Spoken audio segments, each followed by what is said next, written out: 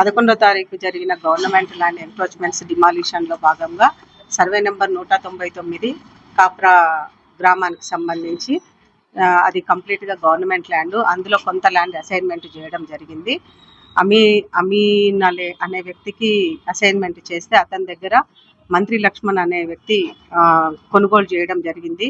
అప్పట్లో బైఫర్కేషన్ కాకముందే 2013లోనే మన మంత్రి లక్ష్మణ్కి పిఓటి కింద నోటీస్ ఇచ్చి ల్యాండ్ రెజ్యూమ్ చేసుకొని పంచనామా చేసి భూమిని హ్యాండ్ ఓవర్ చేసుకోవడం జరిగింది. దాని తర్వాత మొన్న రీసెంట్గా ఎలక్షన్ 23లో భాగంగా మొత్తం 15 గుంటలలో షెడ్యూల్ నిర్మాణం చేసి దాన్ని లీజ్కి ఇవ్వడం జరిగింది.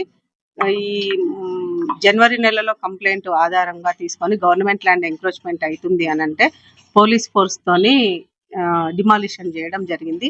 డిమాలిషన్ చేసిన సందర్భంలో అతను చాలా ఫిల్దీ లాంగ్వేజ్ యూజ్ చేయడం జరిగింది. అతని మీద ఎఫ్ఐఆర్ ల్యాండ్ గ్రాబింగ్ కేసులు 10 కేసులు నమోదైనాయి.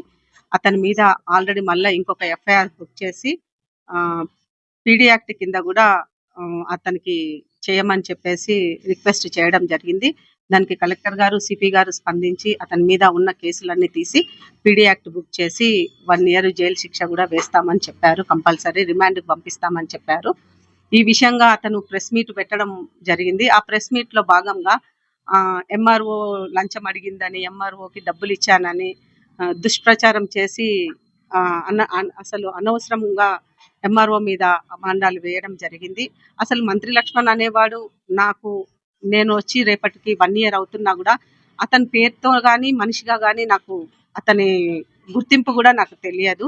అలాంటిది అనవసరమైన అభాండాలు రెవెన్యూ వ్యవస్థ మీద వేసి దుష్ప్రచారం చేసి ప్రెస్ మీట్ పెట్టి ఇవన్నీ చాలా వాడు మాట్లాడిన ఫిల్దీ లాంగ్వేజ్కి గాను ఇమ్మీడియట్గా సిఐ గారు కానీ, ఏసీపీ సార్ కానీ, కలెక్టర్ సార్ కానీ, సిపి సార్ కానీ అందరు స్పందించడం జరిగింది. అతని మీద ఎమ్మటే బైండ్ ఓవర్ కూడా చేయడం జరిగింది. ఈరోజు బైండ్ ఓవర్ కూడా తీసుకొని రావడం జరిగింది. దానికి బైండ్ ఓవర్ సిఐ కుషాయిగూడ గారు తీసుకొచ్చి బైండ్ ఓవర్ చేయడం జరిగింది. అతని మీద పీడీ యాక్ట్ కూడా నమోదు చేస్తామని చెప్పింది.